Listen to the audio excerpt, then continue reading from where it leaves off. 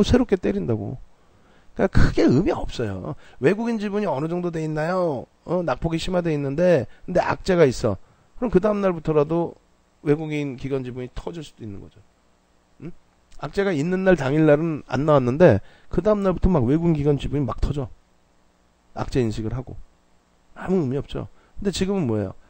악재라기보다는 뭐 그렇다 호재는 아니지만 기업의 지배구조 개선에 대한 클리너 작업이 지속된다는 그거는 또 펀더멘탈 외적인 호재가 될 수 있으니까.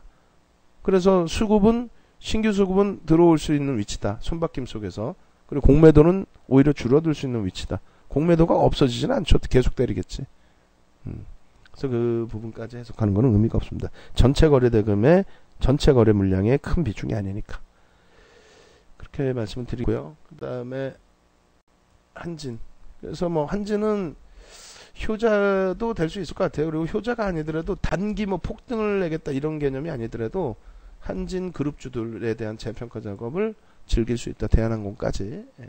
또 한진까지. 그 다음에 힘스 말씀해달라고 그랬는데 힘스 685억이에요. 거래 대금이 30억도 안 됩니다. 그죠? 그러니까 이런 종목은 딱 정해져 있어요. 어떤 식으로 정해져 있냐면 이것을 물어보신다는 거는 아무래도 오버나이트 하고 계신다는 거죠. 근데 이런 종목은 오버나이트 하면 안 돼요. 장대 양봉의 거래량. 예? 거래량이 터지면서 양봉이 나왔을 때 이럴 때 한 번씩 보는 거고 이럴 때 꼬리 달렸어. 그럼 전량 차익 실현하고 나오는 거예요. 위에서 잡았어. 그럼 전량 손절하고 나오는 거예요. 이럴 때 왜 가져가요? 이럴 때 사라는 사람들은 아주 못된 사람들이에요. 이럴 때 사라는 친구들은 그건 자기가 기술적 분석의 기자도 모르는 거예요. 예? 이런 종목이 비이성적으로 거래량이 한 번씩 터졌다고 해서 이게 매집이라고 봅니까? 이건 매집 아니에요. 월요일날 폭등 나올 수도 있어요. 근데 그거는 그냥 우연찮게 겹쳐지는 거지. 이 종목을 누가 왜 매집을 해요? 예? 대주지분 41%인데 매집해서 M&A 하게? 이게 뭐 실적이 어마어마하게 좋아요? 그래갖고 막 매집하나? 실적이 좋을 수는 있겠다. 반도체 쪽에 한번 보긴 볼까요? PBR 1.29 배고 PER 4.9. 그러면 외국인 기관이 때려 사줘야죠. 예? 컨센서스도 거의 없는데 컨센서스도 지금 예측하는 주가 예측하는 쪽도 거의 없는데 외국인 기관이 사줘야 되는데 그것도 아니고 그러면 누군가가 사주는데 외국인도 아니고 기관도 아니고 누구를 믿어? 그럼 거래량을 믿어요? 그럼 거래량이 터질 때 꼬리 달리더라도 들어가서 단타를 치는 거고 그러고 나서 거래량 죽으면 안 보는 거고 거래량 터질 때 한번 들어가는 거고 그 다음에 안 보는 거고 그죠? 이번에 거래량 터졌으면 이때 하루하루 보는 거예요. 얘네들을 오버나이트 했다가는 이렇게 죽을 수 있다는 겁니다. 이렇게 절대 거래량 없는 건 들어가는 거 아니에요. 예, 힘스 정리입니다. 정리. 급등이 나오면 그때 거래량 터지면 그때 들어가시면 돼요. 그리고 선익 시스템을 왜 이렇게 많이 갖고 계시는 거지? 이게 거래량이 터져 있어서 그렇구나. 그러니까 잘 가슴에 손 얹고 여러분들이 생각해 보세요. 가슴에 손 얹고 우리가 생각을 해보자고요. 선익 시스템이야. 그러면은 거래량이 첫날 터진 날은 모를 수 있어요. 당연히 넌 어떻게 봐? 나는 못 봐. 당 안에서 선익 시스템 수익 났습니다. 뭐 이렇게 하면은 잘하셨습니다. 이 정도 할 수 있어도 저는 못 봐요. 저는 관심을 안 가져. 물론 이제 그 무상증자가 있었나? 그것도 아닌데. 무중. 29일이니까 무중이 있었다고 쳐요. 예를 들어서 무중이 있었다고 치고 무중 때문에 지켜보셨다면 모르겠지만 이날 갑자기 거래량 터질지 제가 어떻게 알았겠어요. 근데 이날은 들어갈 수는 있겠죠. 개장 초부터 갭상승에 꼬리 달고 밀렸는데 돌리면서 거래량 수반됐겠죠. 그럼 따라 붙을 수 있겠죠. 그렇게 해서 27%까지 올라갔다가 꼬리를 날아 그러면 고점에서 차익 실현해야죠. 우리는 하잖아요. 이제 교육 다 받아서. 그 다음 날은 들어갈 수 있죠. 왜냐면 눌렸다가 거래량이 없었을까 눌릴 때. 근데 돌리면서 거래량이 나와요. 전일 종가 돌리면서 뭐 거래량이 수반됐겠지. 그러면 그때는 따라 붙을 수는 있어요. 왜? 요쪽 그 5거래일 동안의 평균 거래량. 요 거래량은 수반될 수 있겠다라고 한다면 따라갈 수는 있겠죠. 근데 꼬리 달려? 그럼 이것도 잽싸게 차익 실현. 그러고 나서는 그 다음날 거래량이 있어요? 없어요? 없죠. 그 다음날 없죠. 그 다음날 없죠. 이걸 왜 붙들고 있어요? 만약에 여기서 가지고 가라고 하던가 여기서 편입의 기준을 매매 사인을 드렸다면 그건 나쁜 사람이지. 그는 지가 기술적 분석도 못하는데 왜 남들한테 모의 투자하는 식으로 막 이걸 던져줘요. 어? 아, 이거 절반을 훼손 안 시켰으니까 뭐 갑니다. 그건 대형주의 기준, 대형주의 기준에 외국인 기관 수급이 들어와서 눈에 탁 들어와서 외국인이 사서 올렸어. 그렇다면은 외국인 기관이 또 다른 외국인 기관이라도 팔기 전에는 이 양봉을 훼손시키지 않을 거 아니에요. 그러면은 뭐 지지라인 봅시다 이렇게 할 수 있는데, 아니 소형주에 이걸 어떻게 매집이라고 단언할 수 있어요? 매집이 아니라고도 할 수 없지만은 매집이라고도 못해요. 다만 매집이건 아니든 거래량 죽어서 질질질질 흘러내려오면 이거 누가 책임질 건데? 일단은 정리입니다. 제가 생각할 때 일단 정리예요. 하이닉스 포스코 부탁합니다라고 하셨어요. 하이닉스. 하이닉스 같은 경우에, 그러니까 예를 들어서 이런 케이스가 되겠죠. 이제 아주 뭐 예를 들어서 짧게 아주 짧은 단기적인 예로서 수급이 이만큼 들어왔다. 예를 들면 막 500만 주 샀다. 그래봐야 0.7% 수준인데 500만 주 샀는데 그래서 평균 단가가 뭐 요 정도인데, 혹은 20거래일 수준의 평균 단가인데 밀려 떨어졌어. 그럼 요런 거는 예를 들어서 평균 단가 수준이니까 좀 견뎌볼까라든가, 혹은 앞전에 8만원, 7만원에 대한 지지 공방이 몇 차례 있었으니까 7만원을 기준을 잡아본다든가, 이건 여러가지 잡아볼 수가 있겠죠. 그리고 거래량 없이 밀려 있으니까 뭐 수급이 이렇게 꼬이지 않았으니까 다행이라든가, 여러가지 전략. 일단은 우리는 IT를 좋아하기 때문에 그냥 막연하게 좋아하는 게 아니라 실적이 뒷받침되어 있어서 실적의 기준을 설정해서 놓고 보기 때문에 이 하이닉스는 긍정적으로 해석을 합니다. 그리고 전체 수급도 부정적으로 보질 않습니다.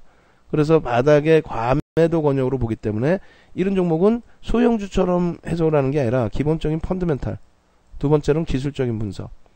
기술적으로는 당연히 조금 부담스러운 부분도 있겠죠. 근데 어떤 지표를 보면서 기술적으로 대처하느냐에 따라서 많이 달라집니다.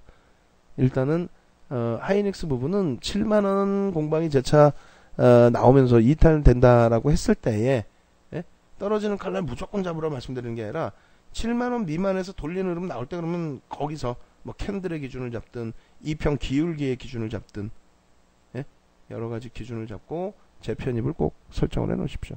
하이닉스 쪽은 편입 유지 쪽으로 대응을 하고 있습니다. 우리는 포스코도 마찬가지로 편입 유지 쪽으로 대응을 하고 있습니다.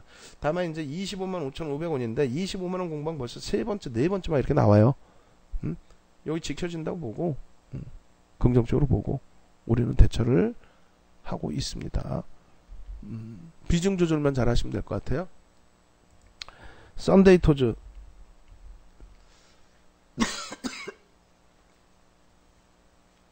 썬데이 토즈 2,440억. 외국인들 기관들은 좀 매도가 많고 갭이 나와 있어요. 갭이 나와 있어서 갭에 대한 목표 주가 설정 범위를 가지고 갈 수 있습니다. 개인들이 선호하죠. 그러니까 개인들이 선호하기 때문에 기관 외국인은 좀 빼버리고, 그럼 이쪽 같은 경우에는 이제 중국 관련된, 맞나요? 디지털 콘텐츠 전체적으로 음원주들 움직이고 뭐 또 한류 얘기 나오고 뭐 여러가지 겹쳐진 부분이 있습니다. 일단은 썬데이 토즈 같은 경우에는 갭에 대한 목표 주가 설정 범위 이 정도로 잡고요. 그리고 나서 거래량 해석하면서 대처해 나가는 쪽으로 그렇게 말씀을 드릴게요. 그래서 내일 어차피 이제 지금 뭐 가지고 계신 기준이 되실 거 아니에요. 그죠? 가지고 계신 기준이 되실 텐데, 일단은 예를 들어서 내일 기준에 앞전 고점을 뛰어넘으려는 주가의 흐름이 만약에 나온다. 눌리면 이제 눌림목 기준에서의 그 손절 범위를 스스로 이제 정하셔야죠. 이 봉의 뭐 절반을 잡는다든가 여러 가지 가지고 계신 입장이니까. 안 가지고 계시면은 굳이 그러니까 이날 뭐 눌려 있을 때 이럴 때 오버나이트 할 이유가 자체가 사실은 없었다고 보는 거고요. 가지고 계신 입장에서는 요 기준에서의 절반 라인 한번 보시고, 그 다음에 돌려질 때 흐름에서는 거래량을 수반하면서 이런 쪽 위쪽을 넘기느냐, 그걸 보세요. 거래량만 수반되면 넘길 때에 따라 붙을 수도 있죠. 거래량만 수반되면. 얘는 뭐라고 해야 될까요? 거래량만 없는 제로 베이스에서 보면 참 편하죠. 내일 거래량만 터져주면 따라붙을 수 있으니까. 거래량이 안 터지면 그러면 이제 관망이죠. 근데 중국 관련주들 또 그 SM을 비롯한 음원주들 이쪽도 그런 쪽인가요? 그런 쪽이겠죠. 게임 소프트웨어 게임 업체네요.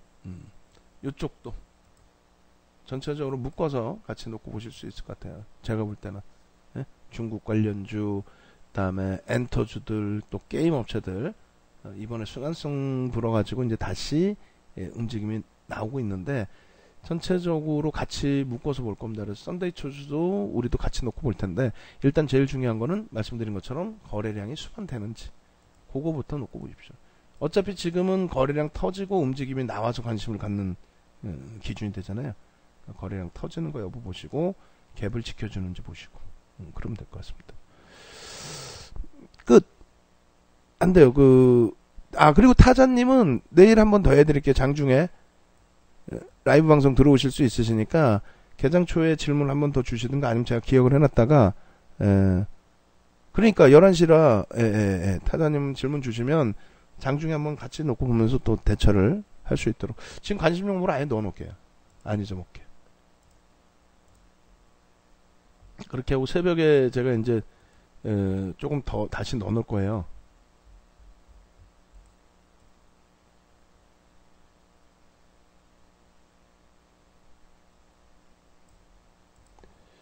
새벽에 이쪽을 다 다시 정리를 해 놓을 겁니다. 그리고 나머지 우리 불곰님 호텔 신라 좀요 하셨는데 우리 토바즈넷하고 2개만 더 그리고 빨리 마무리 해야 되니까 저기 11시는 이제 넘겨버린 거 저기 뭐야 아까 제약바이오 해드린다고 했으니까 그거 봐야 될 거 아니에요. 또 건설주까지 오파스넷 이건 뭐예요? 377억 이건 안 돼. 이건 뭐 어떻게 하라고 나보고 자랑하시는 것도 아니고 그죠? 이거 뭐 어떻게 하라고 뭐 새로 들어가시려고 아니면 갖고 계신다고 그래서 오파스넷은 377억짜리 상한가 나온 거에 대해서 이걸 뭐라고 코멘트 할까요? 평상시에 거래량 10,000주 20,000주짜리를 그래서 이런 종목은 그냥 뭐 전체 자산의 뭐 0. 몇 프로 정도 자 그렇게 하시고 그 다음에 호텔 신라 82,000원을 아마 설정을 해드렸을 것 같아요. 방안에서 이제 전체적으로 기준 잡았을 때. 그리고 이제 마지노선 8만원 정도.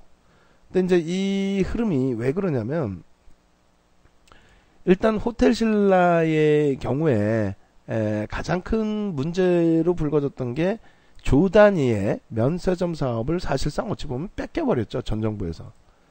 그렇게 되면서 이제 엄청난 물량의 매도와 공매도가 그냥 주가를 이렇게. 근데 그 수준으로 수급이 들어왔어요.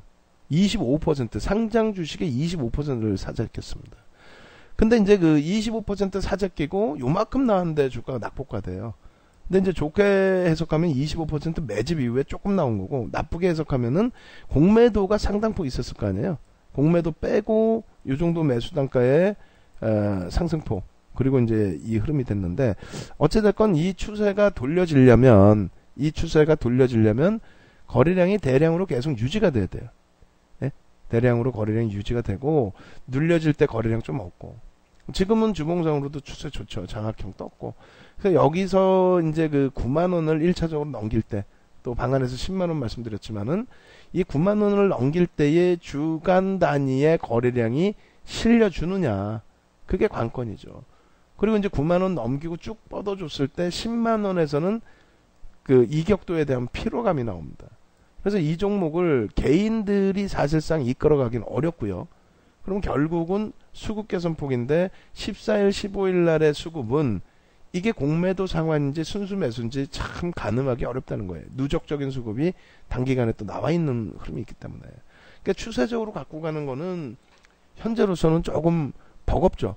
그러니까 이 종목이 엄청난 실적 개선폭이 있어서 그게 어마어마하게 그러니까 뭐 앞에 PER 대비해서 개선된 건 개선된 건데 이 실적이 저평가로 볼 수도 없고 PBR이 저평가도 아니잖아요.